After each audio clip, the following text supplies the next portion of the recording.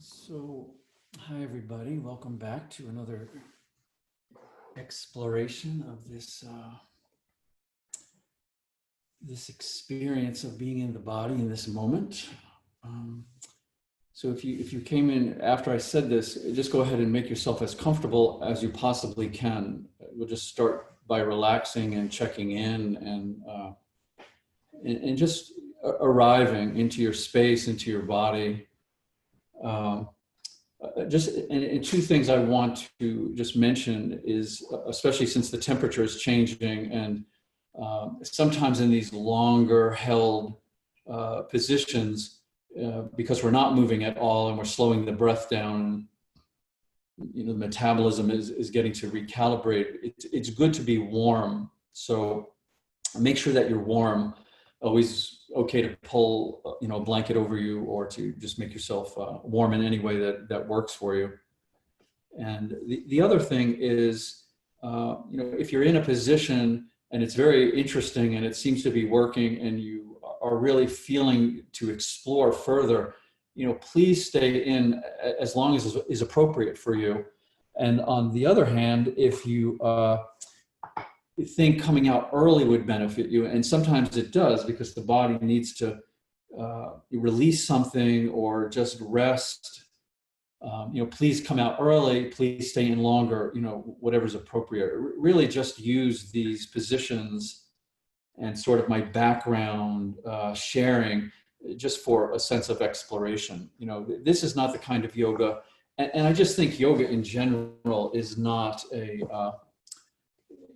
some people might disagree with this, but it's not really to integrate philosophies. It's not to layer on more belief systems. It's simply to really just make contact with yourself and your direct experience in this moment, and just bring that awareness as deep in as possible. So this is why I like to just start just really slowly. Really gradually, really just feeling our way in, letting go of any need to, first of all, to learn anything, to have a specific kind of physical feeling or release. But this is your time to just pull everything in, pull your thoughts in.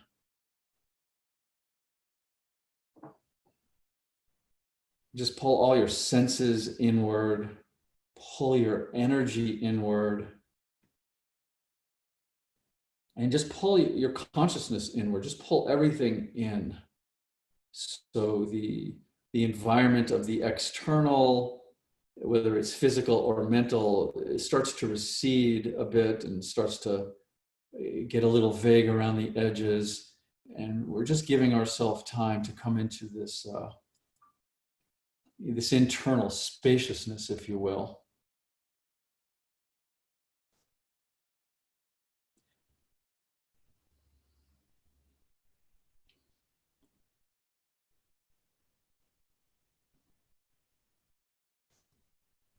And then just allowing your awareness to very organically blend in with your breathing. And again, not to do anything to it. We're not even examining the breath. We're not trying to figure out the breath. But we want to come into a very precious and sacred relationship with the breath. The breath is so elusive. And very often we miss that. We either miss that because we're unconscious of our breathing, or we miss that if we're doing pranayamas, that we're trying to force the breath into places that maybe it doesn't need to be forced into. Yes. So first come with the breath is just so incredibly elusive, and just feel that, especially at the edges, especially with the presence of the breath. So there's nothing to grasp onto. There's certainly nothing to figure out, but just this lovely, open, spacious breathing that is elusive. The breath is eternal. we like to think that the breath is, simply attached to our physicality and life as we know it. But the truth of it is, and our exploration of it is, that the breath is eternal, that the cosmos is breathing, that our planet is breathing, everything is breathing. So feel this, feel that this breath that seems to be restricted to the container of your lungs has a tremendous capacity to expand.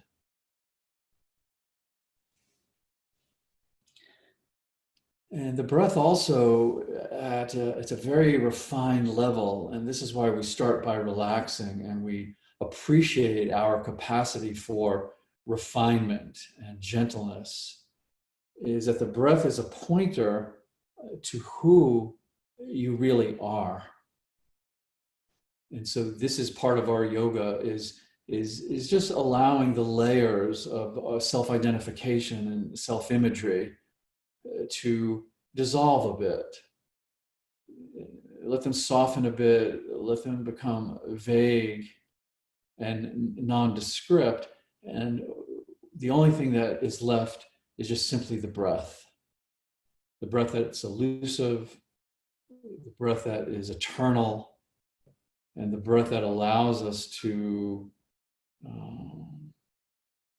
feel this reality of who we really are down deep, way, way in. So just take a few more moments and keep relaxing and just allow yourself this relationship with the breath that is very personal, very unique to you, but at the same time, tremendously and infinitely expansive and cosmic.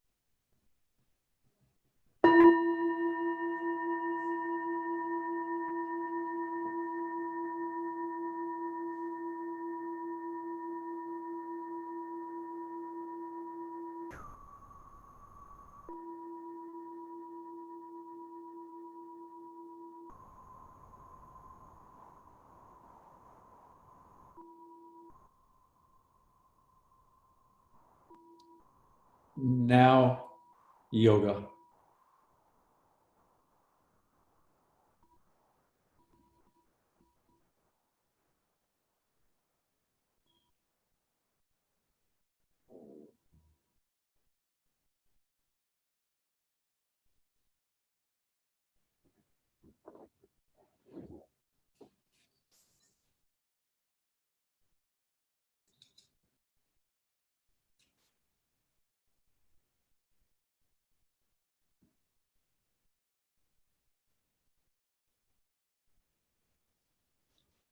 One of the very beautiful things about allowing ourselves to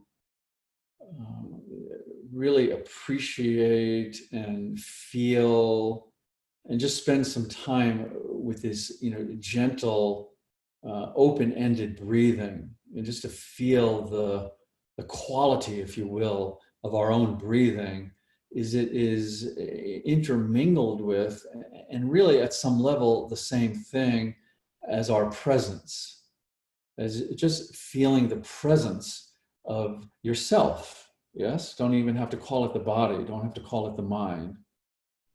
So this is the sifting, this is the allowing the layers to soften, that we're not needing to identify with mind or body or heart, but to sift those through to just the nature of this presence. So we don't have to confine this presence, this life force, to any kind of self-imagery or self-knowing or self-identification. And this is part of it's certainly part of the investigation, but it's also a part of the, allowing ourselves to sink into this presence where we're not having to do anything. We're not having to figure out anything. We're not having to hold ourselves in a certain way. And this presence is in no way created by the mind. This presence is this presence is not created. It's not created by the mind. It's recognized by the self.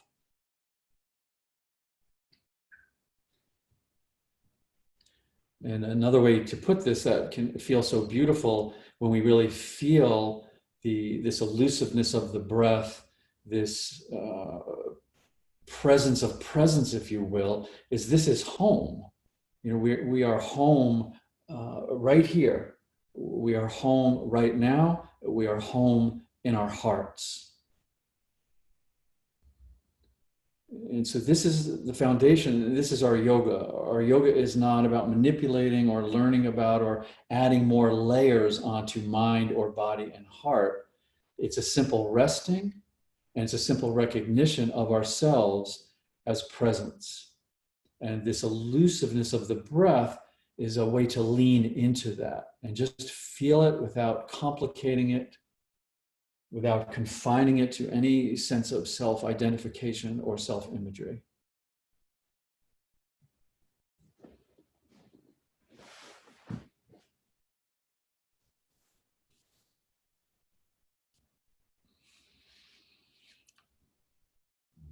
Okay, so again, if you are in a good place here and you need or would like to rest a little bit longer, please stay where you are. If not, come on up and we're going to move a little bit. And I just want to say something about this first. It's a bit of a sequence, and in my mind, I use this quite a bit as a standalone sequence. So this is something, if you don't have a lot of time and you just want to kind of open up a bit and feel the spine articulating, this is a nice thing to do. So it's just a 3-part thing, and it'll be relatively short. Of course, the first part's going to start with the knees, which I have been really promoting to open and rehabilitate and take care of. And just to tell you, of all the questions I get, technical questions about, the anatomy and the mechanics, most of them are about the knees. So, and what I say and what I can just continue to say is it's just like the basic principles of any other pose. We move as close to the pain or the resistance as we can, hold it as long as we can, and then back off. So unless you're really nursing an injury and this feels not good at all, you can always bolster yourself up. So what I'm going to suggest to start this sequence is to simply bend the knees back. And if you're not able to, just sit between the heels, then bring any level of bolstering that you need. So the small bolster or small pillow or blanket would be one level. You could also bring something a little higher, the big bolster. So just simply, obviously, the higher you get, the more pressure you're taking out. And again, the idea is to meet the resistance where it's resisting. You meet the resistance where your comfort level gets challenged a bit, but far away from injury. And then the movement and the compression begins the process of healing and rehabilitating, just like any other part of the body, ligamented, fascial restriction. So let's just start with that. So come into bending the knees, and I'm just going to time this pretty specifically, so not to worry about going too long with it. And whatever level of resistance, discomfort, just begin to be with it. I know there's a temptation often, especially if you're not working on these areas consistently, to immediately want to start to, analyze and figure out what's happening. My suggestion is to avoid that and just feel it. Just feel the deeper, visceral, raw content of the experience.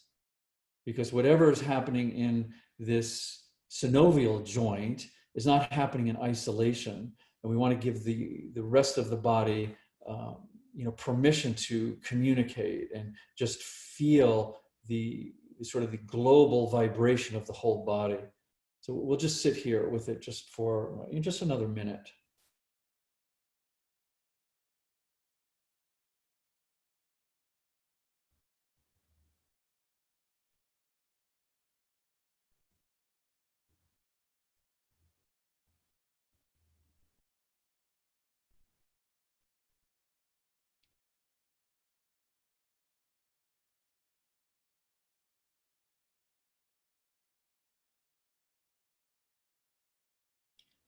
And part of the the sincere invitation of yoga is to feel these sensations, but also stay with the elusiveness of your breathing, the openness and spaciousness of your breathing, and the overall presence of your experience.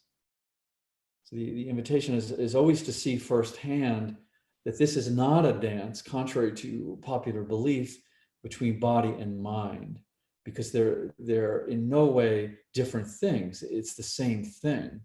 And if we get quiet enough and go in deep enough, we get to experience this directly. And this can be revelatory for us that the mind and the body are the same thing. So we don't have to bring them together. We don't have to try to untangle them. They are just one thing. Good. So from here, if you've got a bunch of bolsters, come off the bolsters. If you're just sitting on the floor, we're just going to come forward here onto your belly. Let the legs relax back. And we're just going to bring the elbows under the shoulders here. And I think we'll just stay here. If this is too extreme for you, I do understand.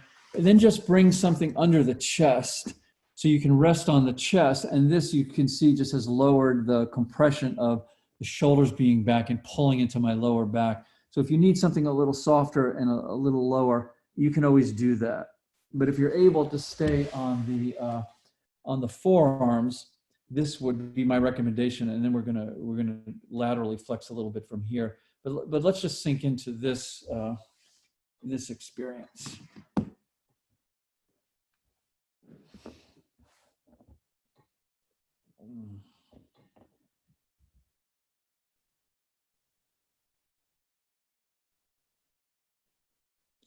And the nice thing about this position is that you can really modulate, in a very, very minute way. You'll feel, if you just bring the head up and the shoulders back a tiny bit, how that increases the sensitivity and the compression into the lower back. If you relax forward a bit, how it can release that. So be interested in that. Be interested in that. We're not trying to simply come into these static poses and hold them and hope for the best. We're interested in this micro movement and the feedback we get from this area where it's being experienced. We're interested in the quality of letting the breath intermingle with this micro movement.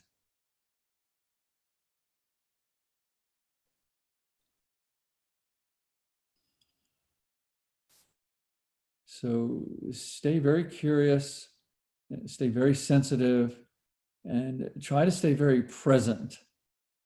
So it's typically when the mind, wanders off and we're compressing into the body that we can, get in a little bit of trouble. So if we can stay very present, then we know what I was saying earlier, when to come out sooner or rest, or when to stay in, or, let the body go a little bit deeper. So I want to try a little something here. If you've not done this, it's an interesting lateral flexion.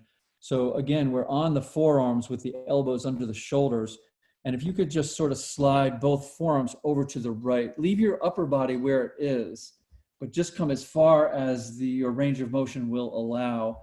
And this may be a little different for you, but you just feel, so what we're doing is we're applying that compression into the lumbar curve, and we're also laterally flexing to the right. Very interesting. And then don't let the neck strain. So you can just let the head dangle down a bit. Again, you can move the head, chin up, left to right a bit, and just work with this passive motion.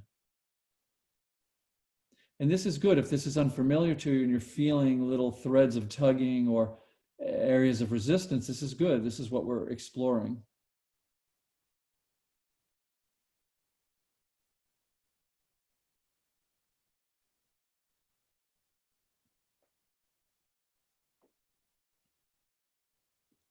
Yeah, and I would definitely, have a little movement with my head and neck, because for most of us, this position is not something we do all the time. So that resistance in the lumbar area, laterally flexing, is going to be, traveling right up into the neck and the spine. So explore this connection. The more we can start to allow that it's, the spine is just one articulation. It's not, when we say cervical or lumbar, these are just labels, convenience of language. The spine knows nothing of these labels, but we can certainly feel the deeper level of communication here. Good. So let's walk back to a straight spine and just take a few moments in a straight spine here. And I would just sway the hips a bit. And then let's go to the other side. So basically, I'm just keeping the elbows under the shoulders, and I'm just kind of sliding them over, really, till I feel like I feel something. That's when I feel something, when I feel it. You also, you may not be able to identify this, but there's also, with this lateral flexion in this area, there's a tugging on the psoas. So if you're feeling something from the lumbar, over into the hip area, this may be that rather large muscle that's primary to our movement for upper and lower body.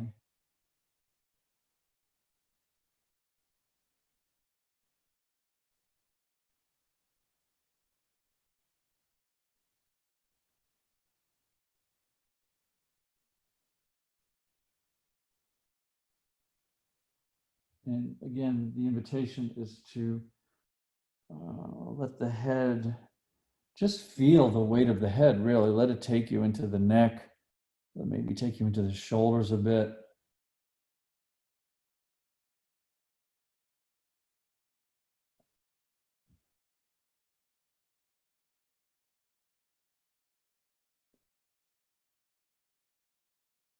And then once again, let's just walk the arms back to a straight spine. We're just going to stay here for a bit longer. So you can stay right here on the forearms. If you would like to take a little of that compression out, again, you can put something, a pillow or a bolster under the chest. If you'd like to see, maybe it's open a bit more and you want to go a little bit deeper, you could put the forearms up onto the bolster. So obviously this is increasing that lumbar compression. So we'll just stay here for just a bit longer. And feel free again to sway the hips a little bit if you'd like. Explore how the weight of the skull is attached right down to the sacral spine and everything in between.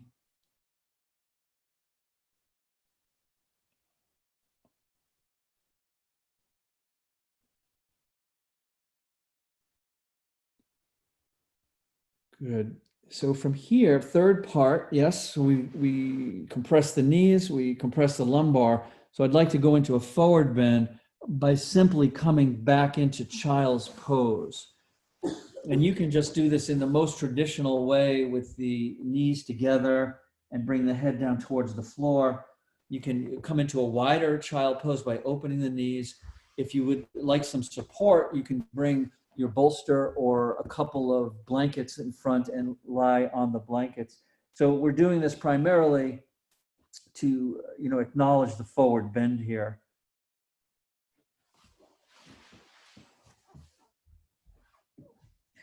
One other small variation is you can add a little bit of rabbit to the child. So if you're used to just doing the child pose with the forehead on the floor, yes, you could start to tuck the head in so the top of the head comes to the floor. Sometimes I'll even interlock my fingers in the back of the head and just gently kind of pull it in. You also could sway the hips a little bit over the heels, and we'll just stay here for a bit.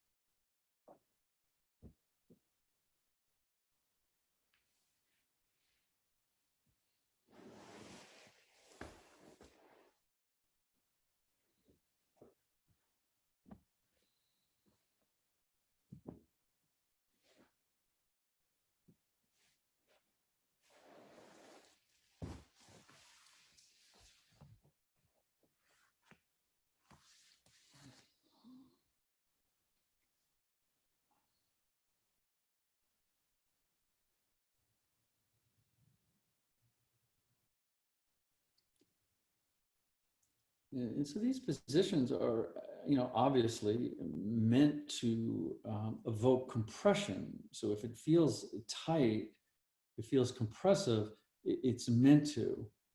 At the same time, try not to fight that. See if you can soften the compression a bit. Sometimes it just takes mentally relaxing. Sometimes it just takes softening the breath a bit. Sometimes it just takes a little adjustment or withdrawing a bit. So these are very open-ended, suggestive templates. They're meant for you to certainly feel the compression, let your body experience it, but at the same time, try to soften around the edges. So ultimately, we're trying to cultivate a sense of effortlessness. This is why we stay in the poses for longer and longer time, so we can allow the body to relax within this container of the compression, because the compression is what's allowing the body to, recalibrate and to, many things. I won't go into a whole cadre of events are happening at the level when you're compressing into the tissues of the body. Good. So let's come on up from your child's pose.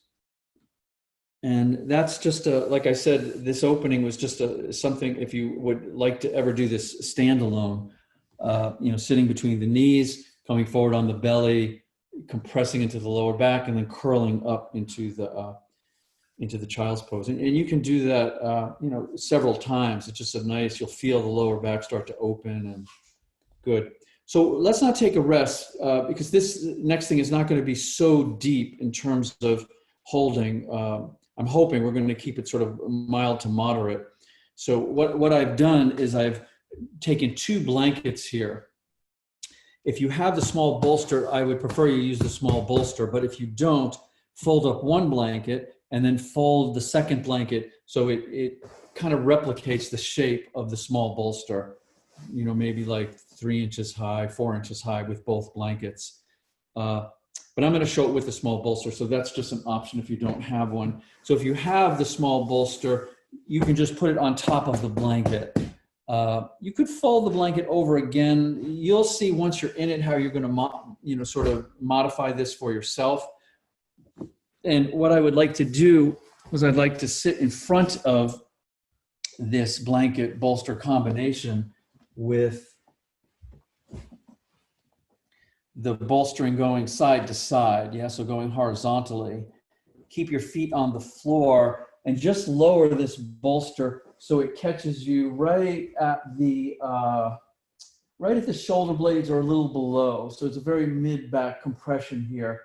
If you want to take that other blanket or another blanket or even a pillow and put something under your head, do so keeping the head as low as possible. So don't bring the pillow up so the chin starts to tuck down and there's no compression in the neck.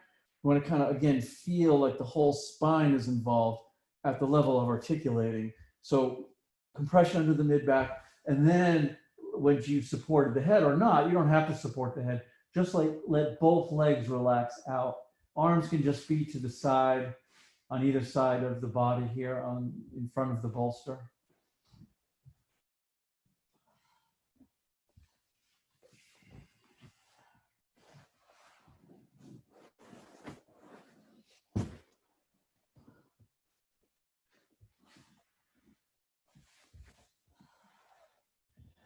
And certainly, and obviously let the degree of pain guide you. Pain can either be very, informing, which it certainly is what we're really studying, or it can be a warning. So we want the body to feel this receptivity, but also eventually, and doesn't, typically start out this way, but we want to float into a sense of effortlessness. So if that discomfort is moving towards a warning, please heed that warning and make the necessary adjustments.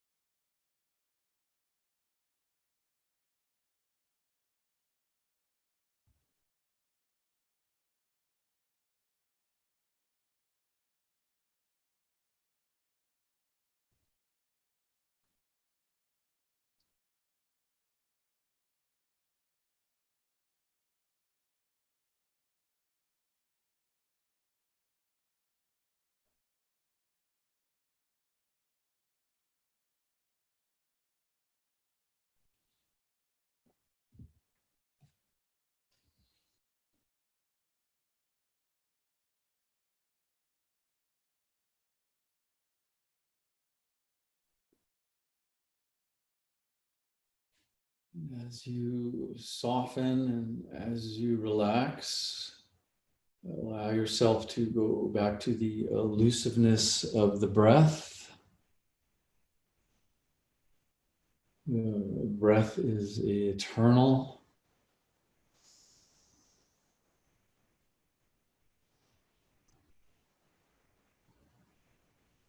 The breath will guide you to who you truly are.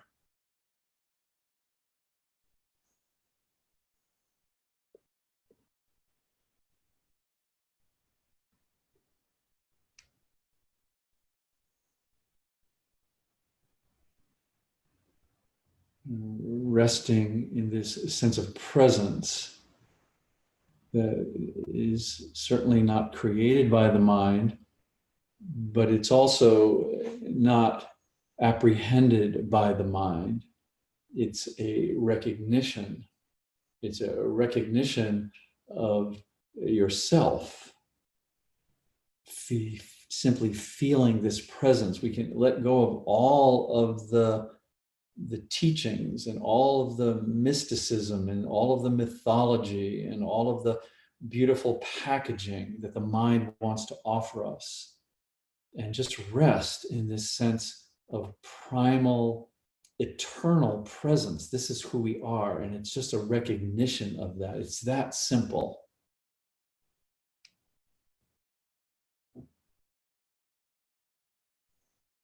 So again, don't confine it. Don't confine this presence, this life force to anything.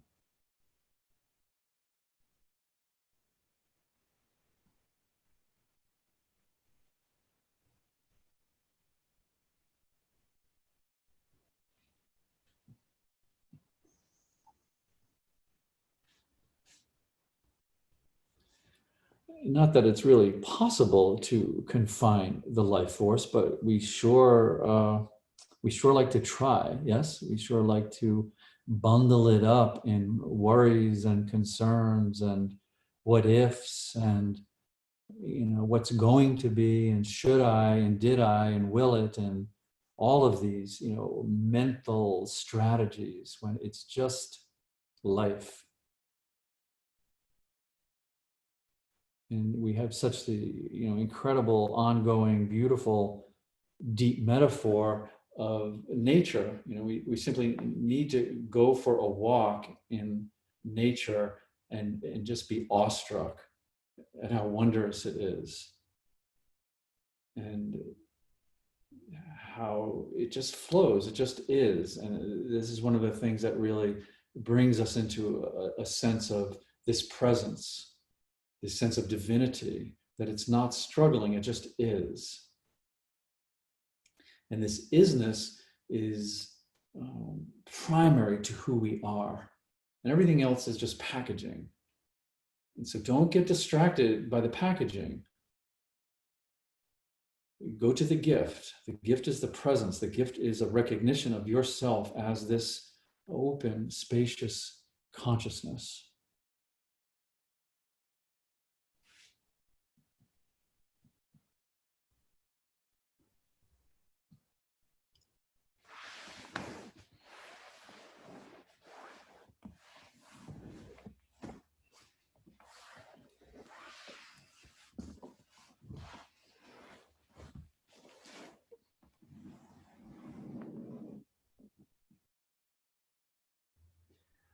Good. So what I'm going to suggest from here, and again, you may need to change the height of blanket, bolster, just bolster, whatever you're using, but to just simply, and do this nice and slowly, just put your feet on the floor and just start to shimmy your body back, up towards the head. So you're going to now take this bolstering and put it into the lumbar area. Oh, yes. And then we want to have the buttocks on the floor. So as close down into the low back as you can with the buttocks on the floor. And again, if you need to change the height, you could bring it up if you want or lower if you need. And then again, the legs will relax out, the arms out to the side. So we've come out of the mid back. We've just simply slid it down to the low back.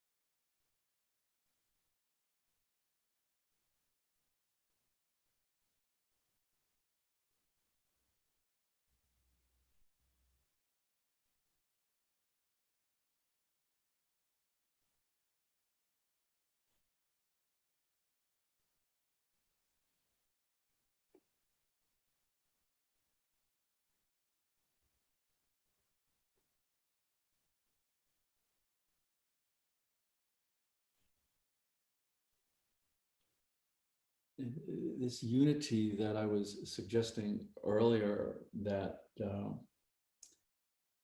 mind and the body, or these labels of mind and body, are just simply one thing. We could also weave the breath into that, that the mind, body, breath are just one thing. And so the opportunity of the asana is to viscerally experience this, not to analyze this, to see if we can relax into this as our firsthand experience. So we don't want to add anything on to this nature of self, this clear, clear, open presence that is ourself. Don't add anything on. Just let all the debris settle. All of the debris of the mind, all of the debris of the body. Allow the breath to be so incredibly elusive and beautiful and clear. And just simply let the presence of yourself shine in complete effortlessness. Nothing to do, but just to experience yourself as this shining presence.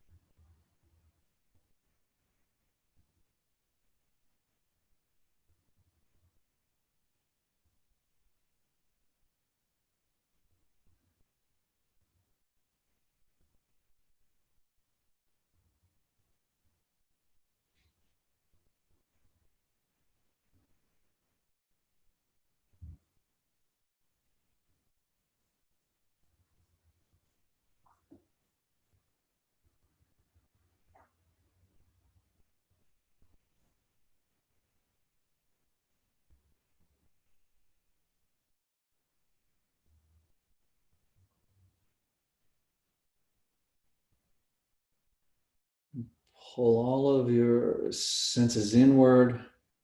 Pull all of your energy inward. Pull all of your consciousness inward.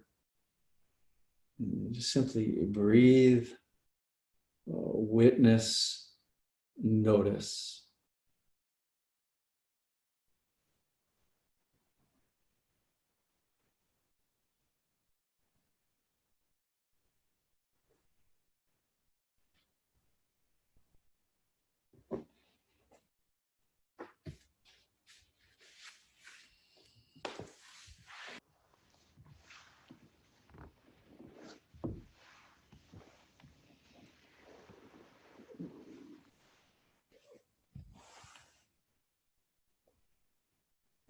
So let's bend the knees and put the feet on the floor one more time here.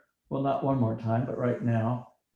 And before we make one more shift with this bolstering, just very slowly let your knees go side to side. Yeah, nice and slowly though. Just to really kind of wake up a little bit, any of that muscular tension. Moaning and groaning is always appropriate.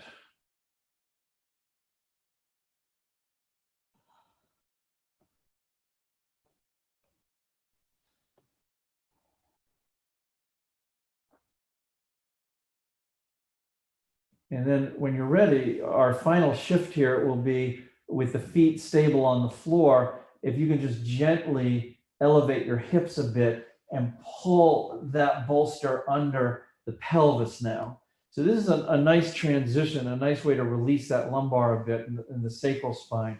So we'll just come up onto the flat part of the pelvis. So it's a pretty easy transition because we've been in the lower back, obviously, and now to elevate it up, it can feel rather releasing and restful. And then we'll let the legs relax out and let the arms relax.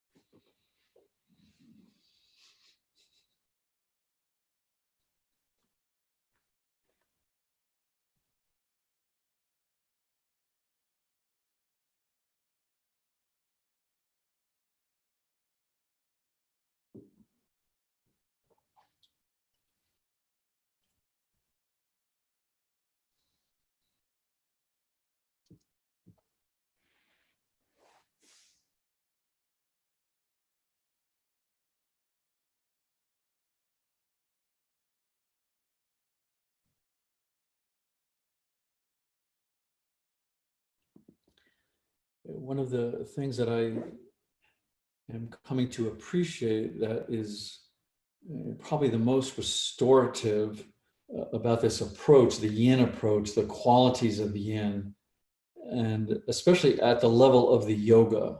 So if we hold yoga to be a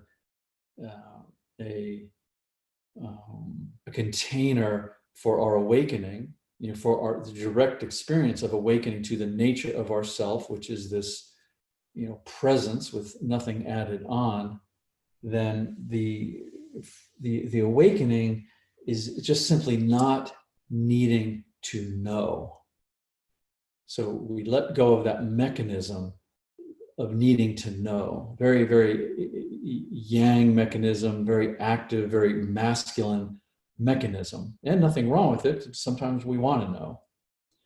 But if we can also balance it out with not needing to know, then we start to see, which is so incredibly interesting and so worthy of our contemplation, that the veil, what's veiling this awakening, and the seeker are really the same thing.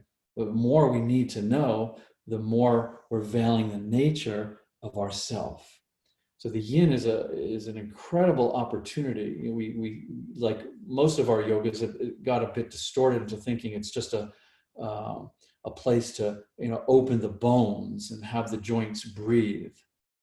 But that's simply a consequence to come into this incredible relationship with the unity of body and mind and breath and heart, the unity of those, the nature of the self as this shining presence, and just simply not needing to know. This is quite worthy of our contemplation and quite a beautiful way to explore oneself.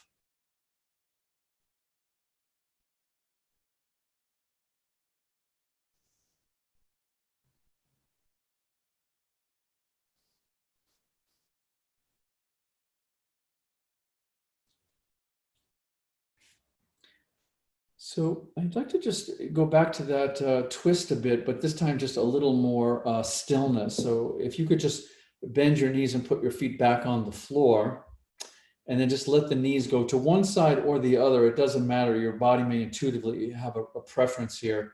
And just let them just gently fall to one side, both knees together. And you can adjust the top leg if you need to. And we'll just stay still here. Whereas in the lumbar, we move them back and forth slowly. Now we'll just let the weight of the legs draw us in a little bit deeper.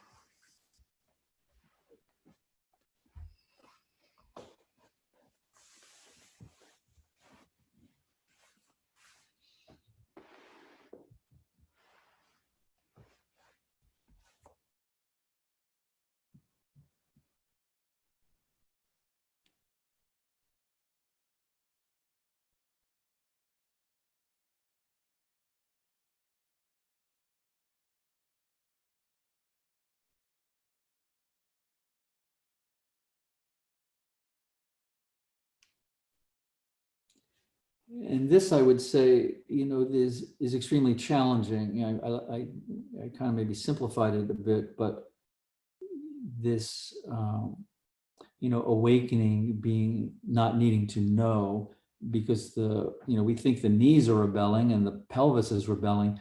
This is certainly something the mind will rebel. It will be like, no, there's got to be one more teaching, one more technique, one more belief system. And then finally, I will arrive at this elusive enlightenment. But for most of us, if it was going to work, it would have worked by now. The mind, the content of the mind is simply a beautiful, powerful, creative tool for allowing us to function in a linear way. But its limitation, once it's recognized, is really part of the liberation, when we can put it aside and come into a state of just beingness. Just this is it. No need to add anything on. Give the mind, the intellect, a well-deserved rest. It does a great job in keeping track of things. But in terms of our awakening, it is the limitation. Trying to work out the trap of the mind and the labyrinth of the mind, that is the trap. There is no labyrinth, there is no trap, there is no prison. So relax into oneself, feel this, this shining open field of awareness. And just watch, just observe what comes and goes in this awareness, all the judgments and the yearnings and the seekings and the teachings, they come and they go. The awareness is our ground of being. So if you'd like to move those legs over to the other side, this would be a very good time to do that. But again, not necessary. If you want to keep the knees where they are, if you need to straighten the legs out, if you need to maybe bring a little bit more breath into the pelvic area. So again, this is this is our most refined tool. Compared to the breath, the asana is at the gross level. The subtle level is weaving the breath, taking the breath as a sutra and weaving it into the tissues and the ligaments and the muscles of the pelvis.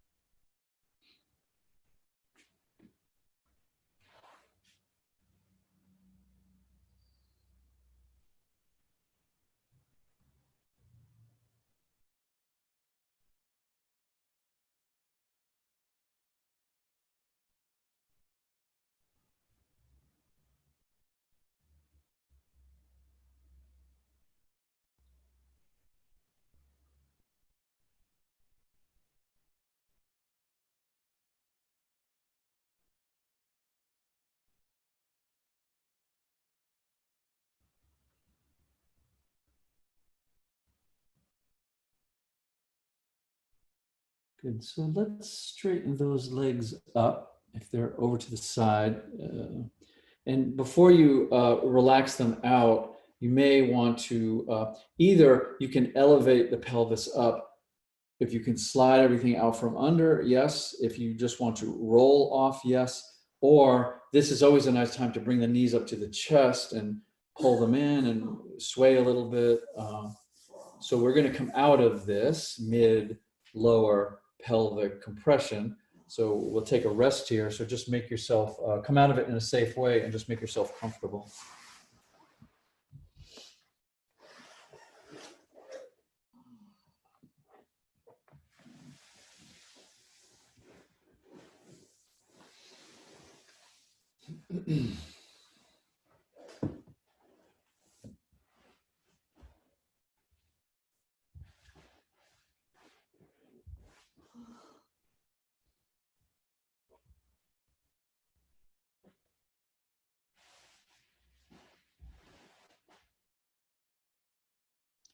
So just make yourself comfortable. Let's take a rest. And I just wanted to share this with you. I was saying in class on Sunday how much I appreciate the feedback that I get, especially since we're so distanced. And typically the feedback falls into either affection or some technical feedback.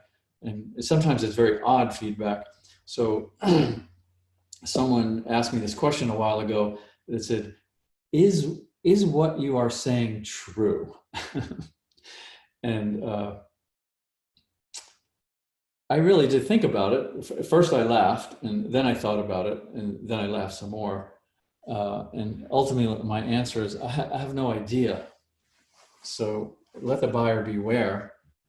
You know, what I do know is that I wake up with tremendous gratitude, and I go to sleep at night with great contentment, and everything in between just honestly feels like I'm in school.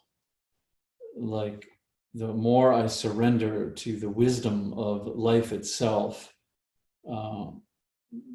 that it can run the gamut from being incredibly joyful and playful to interesting and curious, to challenging and contracting. So whether I'm, you know, reading, you know, a scripture, or I'm just, you know, staring off into the forest, life has a way of presenting us with the intelligence of it, you know, 24/7, I believe, if we're just willing to pay attention. And this is what I was saying earlier about, you know, really coming to a place of not needing to know, but being open to witnessing and being a vessel to receive.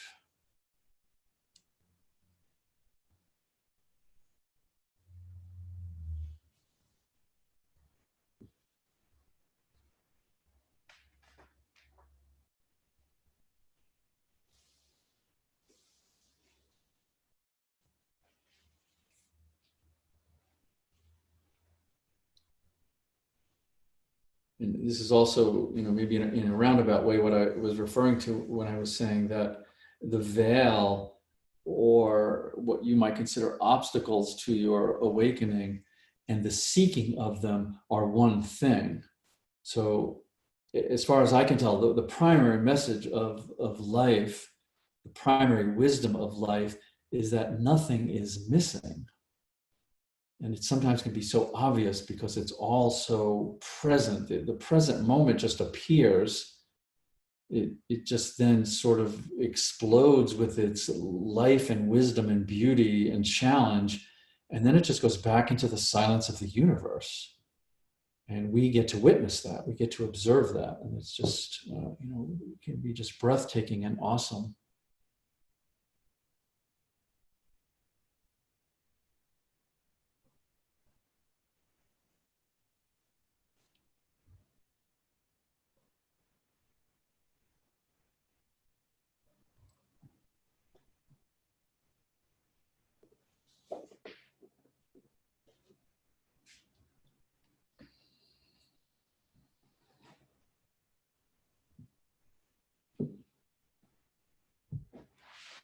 Okay, so come on up, please. Let's come forward. And you know, I just want to remind you, and I do this periodically, that if you doing these forward bends, that you can always sit up on the edge of something. Don't sit flat on it, because, you know, two things will restrict our forward bend. One will certainly be tightness between the hamstring and the muscles, the intrinsic muscles of the lower back. But the other is how the pelvis is tilted. So if my pelvis is tilted back, which a lot of pelvises are from sitting in chairs, it's going to restrict the forward bend, yes? So one of the things that you can do is you can sit up on the edge of something, yes? So not flat, because if you sit flat, it just replicates the floor. But sitting on the edge of something, even a large bolster, even higher. But when I come forward, as you can see, this is helping to tilt my pelvis forward, and it can relieve some of the restriction of the forward bend. So with that being said, that's just a reminder. Let's open the legs out to pretty much maybe 80% of your range of motion. Let the hips relax a little bit. And especially in this position, because it is kind of torquing the hips, if that pelvis is tilted back, it's restrictive. It's not just muscles of the legs and the lumbar. So work with that if you want to sit on the edge of something, and we'll just come forward here. And then if you feel like you need support, you know, always play with the edges of the range of motion. We're never trying to push or force. These systems will not be forced. If we try to force them, typically we pay the price for it. So ease into it, support yourself, feel the weight of the head. If the neck is tight, play with that as well. You can support the head, or you can just kind of ease into the tightness and how that feels. And we'll just come forward here.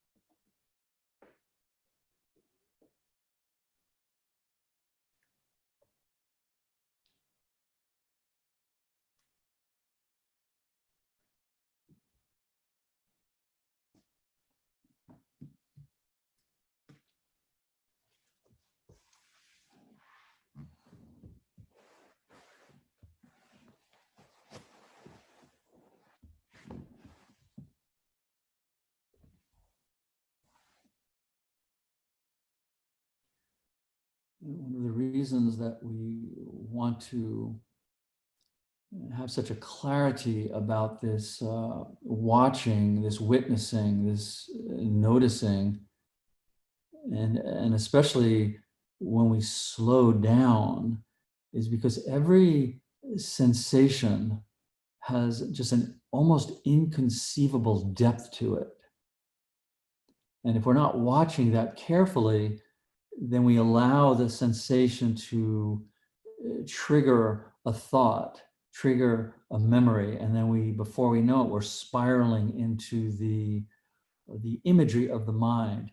And there's absolutely nothing wrong with that, but we just want to know that we have a choice. We have a choice to slow down the process. I would even venture to say to watch that process, to see this intermingling, this complicated, mysterious system that a physical sensation can evoke a memory, that a single thought of imagery can evoke a physical sensation, and they both can converge on an emotion. How is this? What is this awesome, complex system that we live in? Very, very mysterious. So let's come on up from here. And from here, let's just simply bring the soles of the feet together in front of us and have some room. I know the tendency is to want to tighten them in, and certainly, if that's relaxing for your hips, yes, but we also want to make sure the hips and the knees are relaxed. Make sure you can bring something under the legs if you need to. Soften, and just we'll come into this version of the forward bend. And again, really slow down enough to feel the weight of the head. Sometimes you can feel it connecting through the articulation of the spine.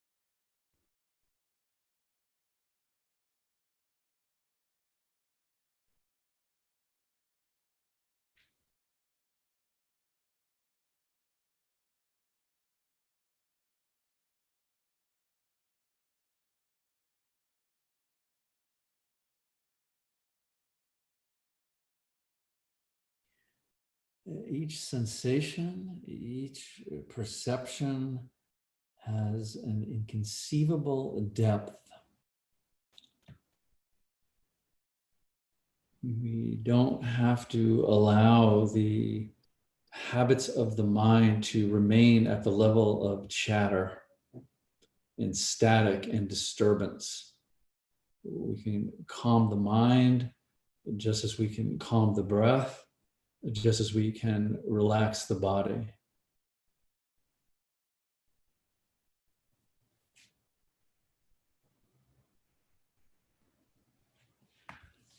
Good. So let's come on up from here.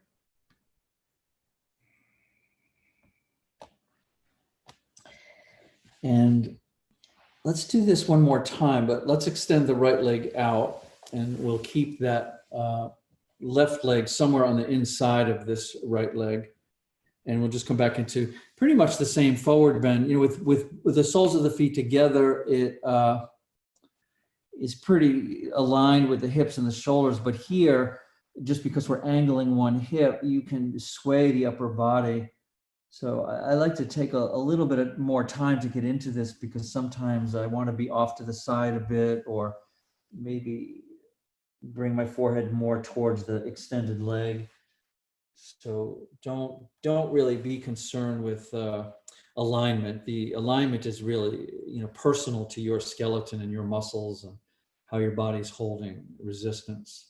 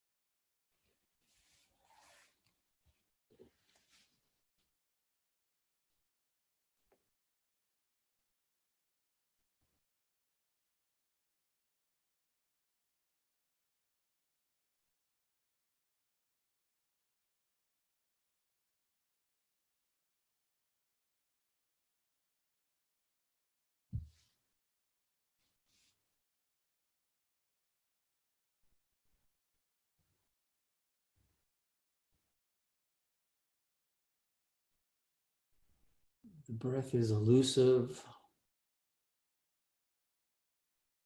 The breath is who you are. The breath is eternal.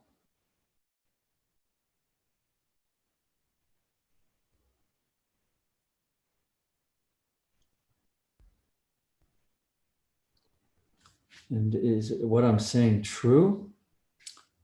Well, I'm not the one to ask. You may want to ask the wind. You may want to ask your diaphragm or your lungs.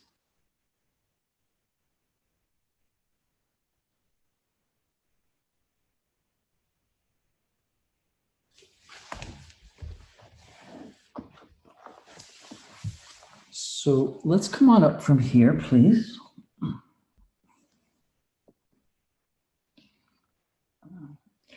And before we do the other side of this, I'd like to take a bit of a rest in between. So two things I'm going to recommend. I'm going to recommend to elevate your legs, and you can do this with a bolster or with blankets, whatever works best for you, and to make a small roll to support your neck. So again, nothing that will be on the back of the head that will tuck the chin down, something that will allow the very reaches up the upper spine to be supported and relaxed. Keep the back flat on the floor. You could, if you want to put a blanket to soften the pelvis, but try not to elevate the pelvis. I want to try to keep the lumbar spine nice and flat. The legs are up on something, and then just fit this roll under the neck. Yeah, just so the back of the head just be grazing the floor a bit. The chin is up, and it just feels very relaxed and nestled in and supported and very good.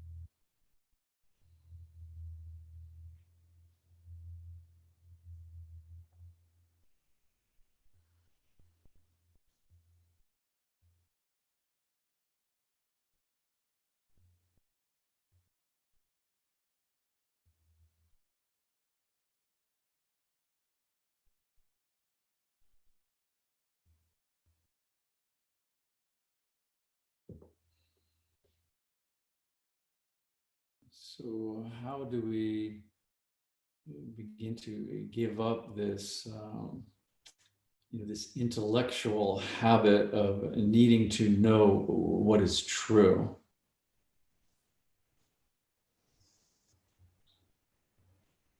Are we able to shift that habit to a more intuitive reality? Are we able to become increasingly sensitive to what resonates with us, to begin to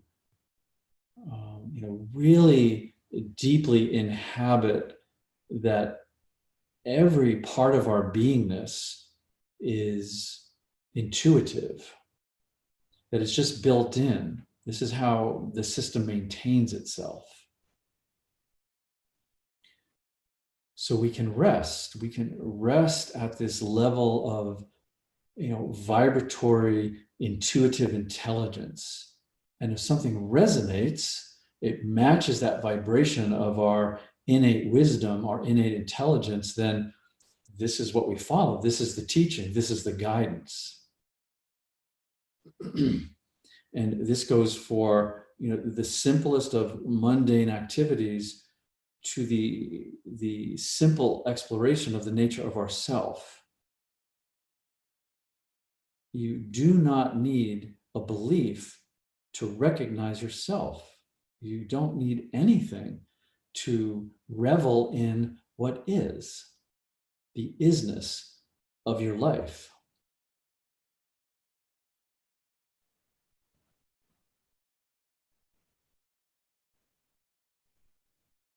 You are life. Life is you. It's just one energy.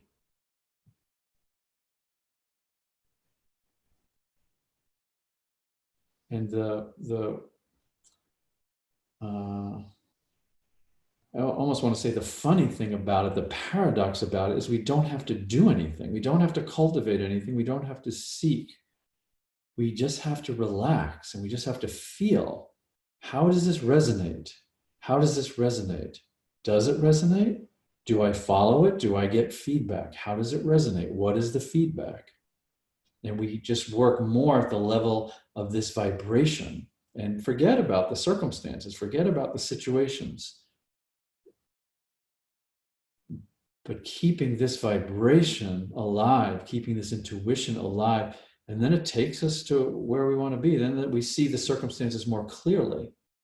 The situations of like, oh, I needed to learn that from that. I didn't need to change that circumstance or feel fearful of that circumstance or that situation. I intuitively leaned into this circumstance. I allowed the wisdom of the life force that's expressing itself through my body to guide me.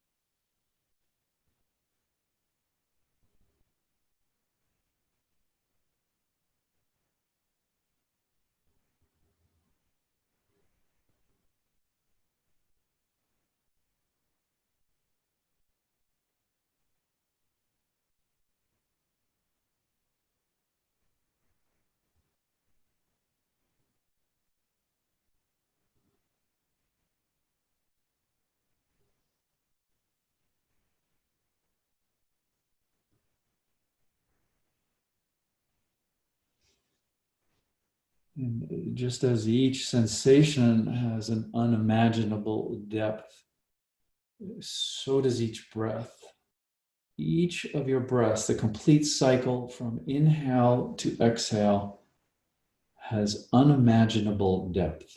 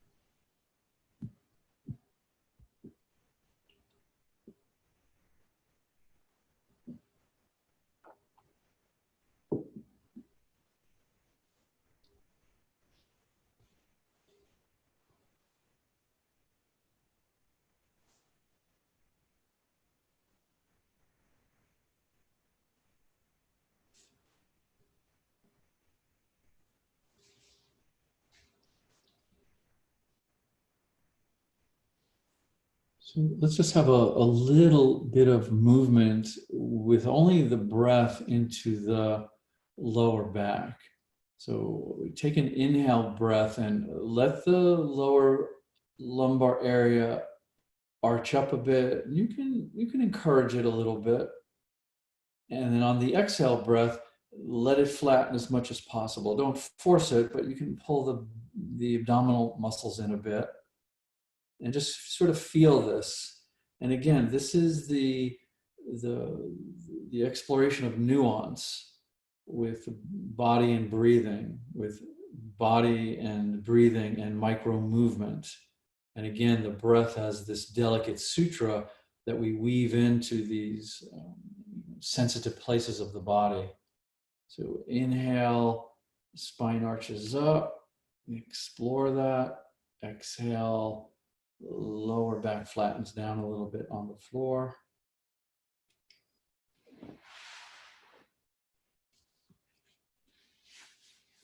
And then you can just begin to roll over onto your side. Let's slowly come out of this, and we will do the other side of that, that lovely forward bending that we just did. So just take your time. I know that was a bit of a lengthy rest.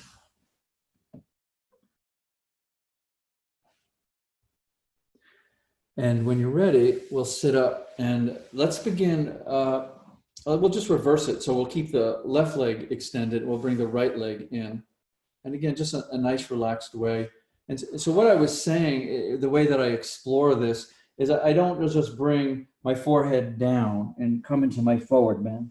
What I'll do is as soon as I feel the tugging, I have all this weight in the head and the shoulders and the torso. So I just take a few passes here. I just scan a little bit. And then sometimes it's like, whoa, no, there it is. There's the spot that's calling me. And I could be way over here.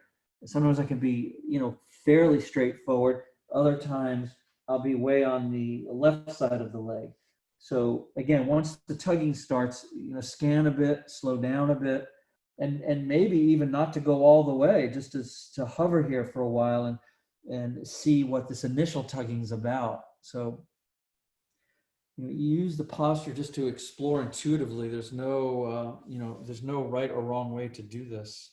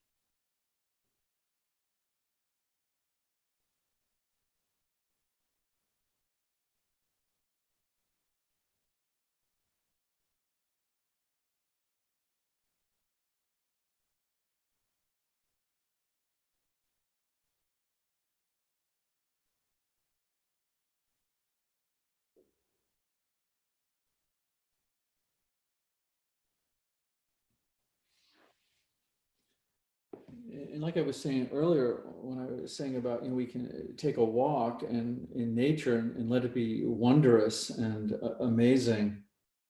But on the other hand, we could take a walk in nature and we could be caught up in the anxiety of the mind and really not even know that we're walking.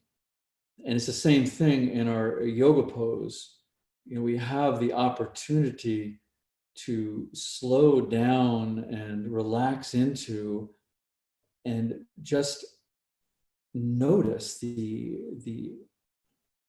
awesomeness of the experience of being in the body, the wonderness of it's just a wonderful, wondrous, amazing, mysterious thing that we're even alive, that we have this complexity, body, mind, heart, perceptions, and just to really appreciate that texturally, viscerally.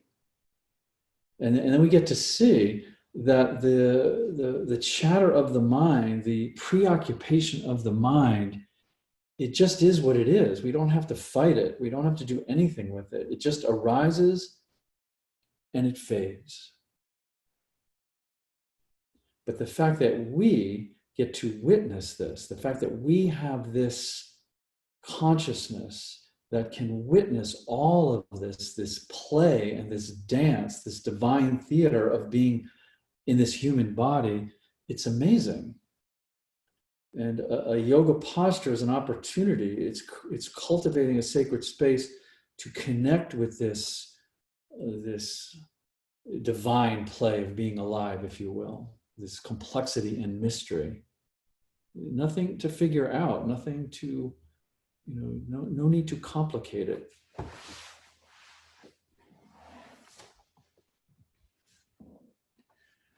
Okay, so let's come up from here. And that middle part then was bringing the soles of the feet together.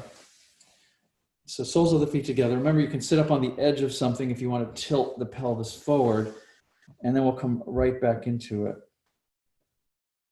So yes, no need to figure anything out because there is nothing to figure out. You are alive, you are breathing, you are present in this moment. And it's just coming from the universe. It's exploding with its mystery and wonder, and then it's fading back into the silence of the universe. Enjoy it, be it. Leave the figuring out for the the mathematics and the recipes and the practical things. It's a lovely, the intellect's a lovely software application that we use when we need to use it, but don't allow it to create anxiety and fear and uncertainty. This is an opportunity. The yoga is an opportunity to connect with the presence of your aliveness, the life force of your aliveness.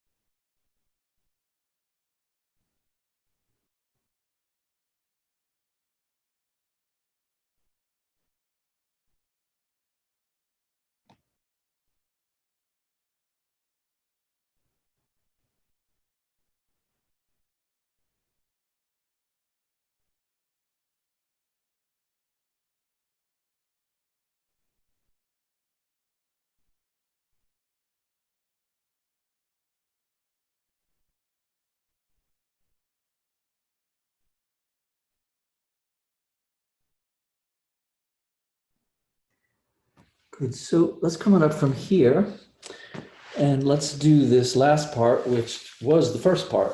Open those legs out. So I usually like to give the option to slip a little something under the knees. Your choice. Just relaxes some of the back of the leg. Sometimes it allows for just a little bit more connection in the, wherever you're feeling it a little higher up. But that's just an option. You could put the small bolster if you have it, or roll a towel, or put something under there. So just know that that's, just a way to kind of sneak in a little different angle of the range of motion. I mean, that's really, at a physical level with these asanas, that's really what we're doing, is we're just kind of playing with the angles of range of motion. And a lot of it is really unique to your skeleton and your muscular tension. So that's why I just call these templates and suggestions. The suggestion is like, oh no, my body, I'm suggesting this to my body, but my body's saying, no, how about here? And we want to listen to that.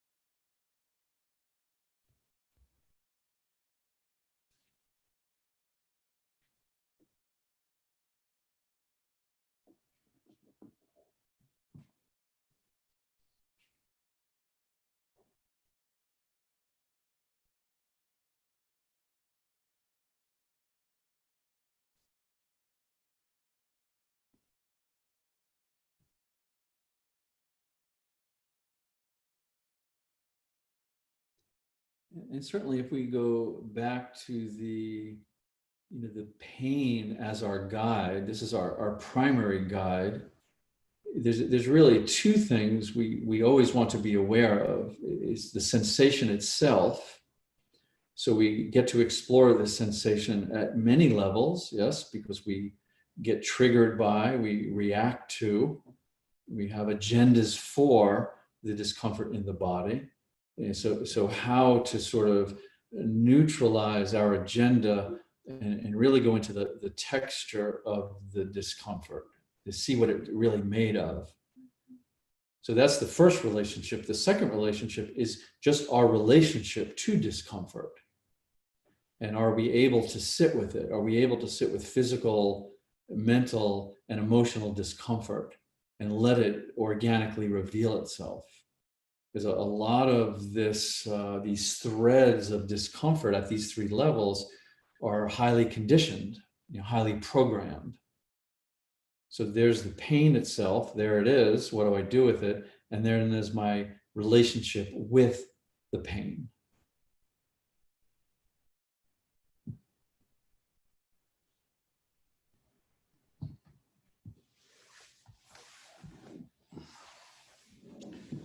Okay, so let's come on up from there, please.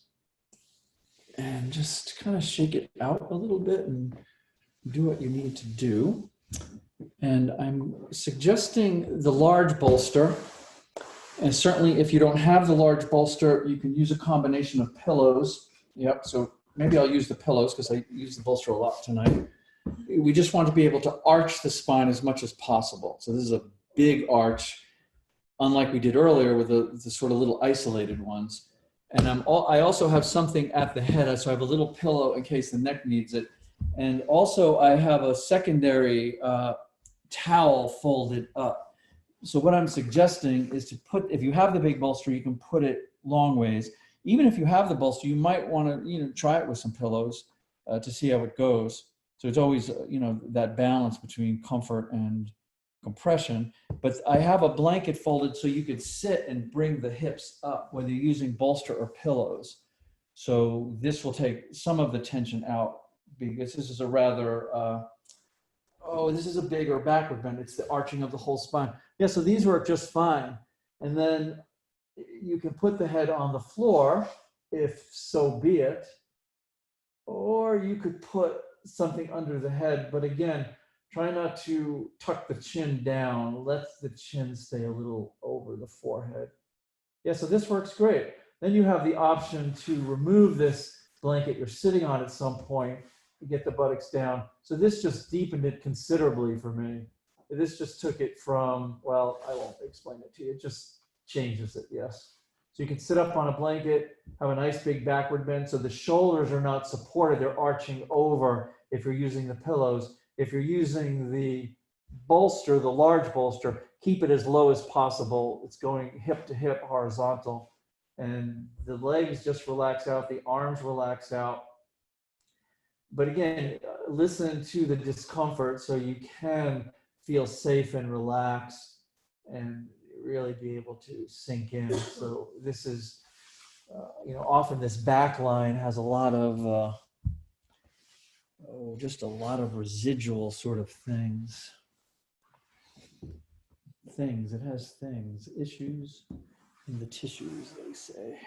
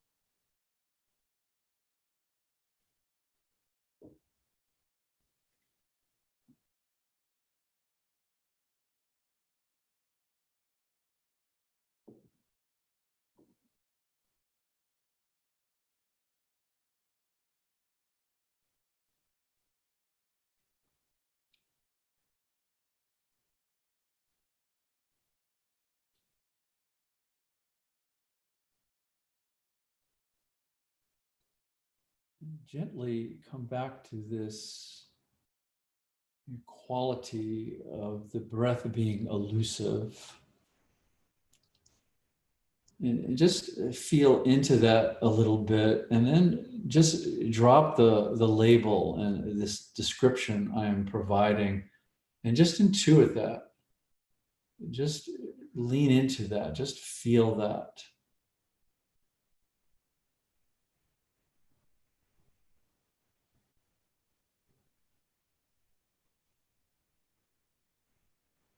Same thing with the breath being eternal.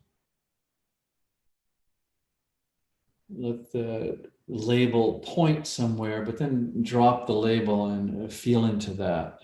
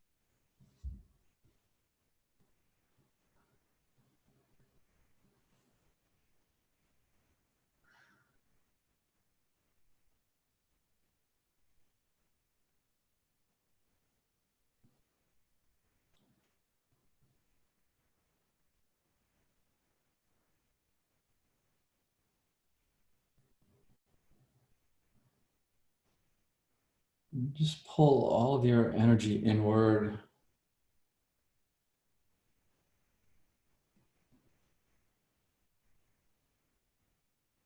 Anything that feels like a tangent or a distraction, just pull it inward. Let it mix with your energy.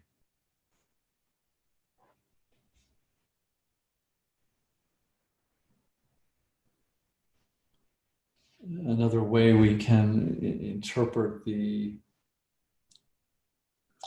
definition of yoga, yoga meaning no separation. Another way to say that is that there's only one thing. There are not two things. And that one thing is you, it's presence, it's consciousness.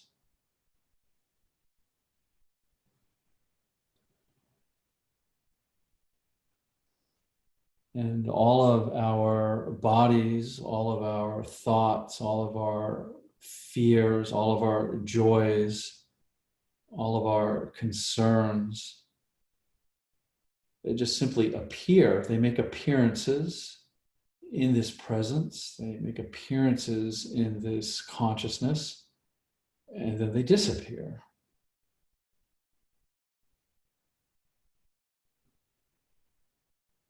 So the yoga is to simply rest in this consciousness, to rest in this presence, and then let things come and let them go. And this is why, the nature of reality at some level is change, because it's always changing. And if we grasp and try to prevent that change, then we suffer. If we allow that change to be a natural part of our flow and see it as the way things are, then we enjoy, we become interested in, we explore, we become creative.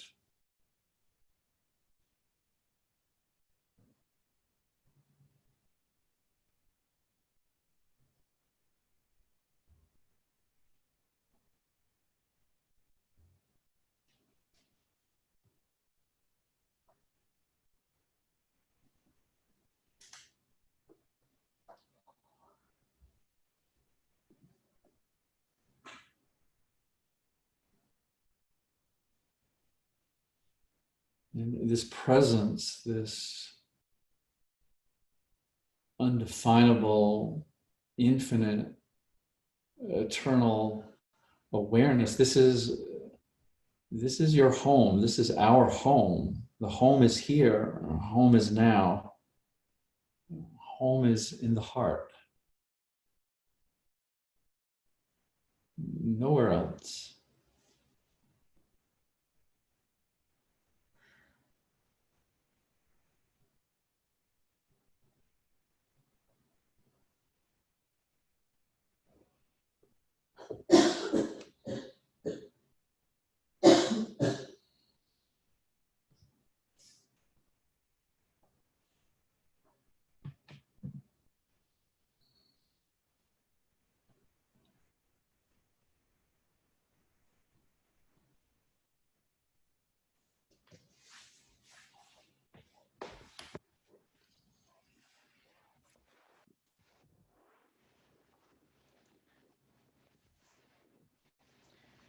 So I'd just like to take a little bit of time. I've been doing this more and more in my backward bends, coming out of these longer, bigger backward bends, is to put your feet on the floor and just roll over to one side, placing the broad part of the ribs on the bolster. Yeah, so try not to get up into the armpit or the waist. And then a nice thing to do is to bring the top arms, I don't know which way you went, but up and over and just elongate it over so it's going towards the floor or the other hand, and just feel the ripple in the opening in the rib cage. So this is just lovely to do. Again, another lateral flexion, playing with the angle of the range of motion. And then when you feel you want to go to the other side, then just go to the other side. Just when you're rolling, be careful. And again, try not to slip up into the armpit or down into the waist. Yeah, somewhere between the armpit and the waist is the broadest part of the ribs, a little higher here. This thoracic cage, they call it. It's a cage. And then the arm, that top arm can come up. And you can do this several times. I'd love some time to do this. Is anything you need to do here. You can stretch the arms up over the head, open up the shoulders a bit. So let's just have some movement on this bolster, kind of wiggle and squirm, and just wiggle and squirm. I wonder if there's a Sanskrit for wiggle and squirm. I'd love to know that.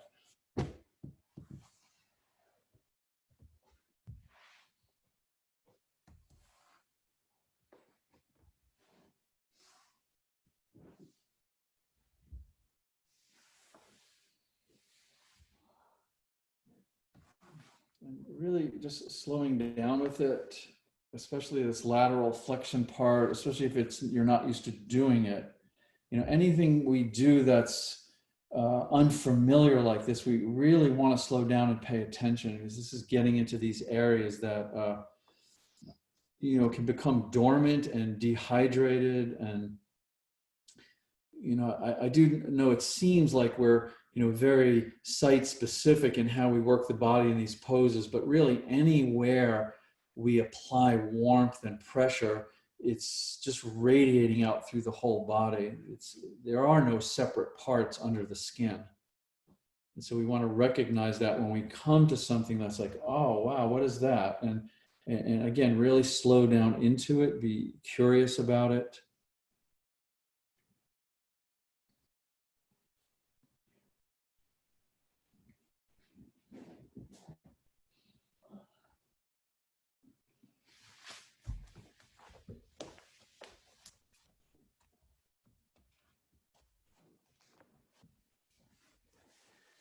And then you can work your way off of this bolstering, this backward bend, and come into Shavasana if you prefer, do a counter pose if you prefer, or if you'd like to sit up with me. I've been tending to not hold the Shavasana because I know you have your time there. You can do whatever you'd like. So I just come to this point and take a few moments to close. So do what works best for you.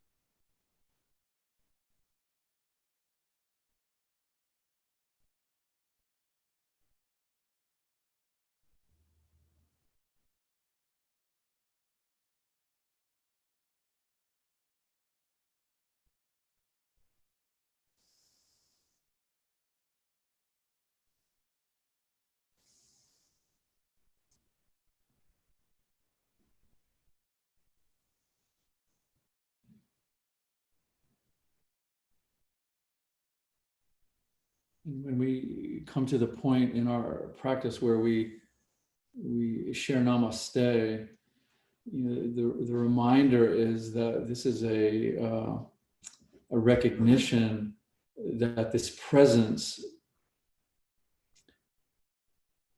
that we are, this presence that we can experience directly, this presence that is not elusive or esoteric, we feel this presence underneath all of the self-imagery and the self-identification and the mind chatter, that this presence that you experience is the same presence that I experience. There's just presence. And it's a recognition of that. It's a recognition that beyond any apparent differences, beyond any content or belief that we hold, that we are all this beautiful, shining presence. And the namaste is simply that recognition that we, at some level, we share this, this presence that is just one being, brilliant, perfect stillness.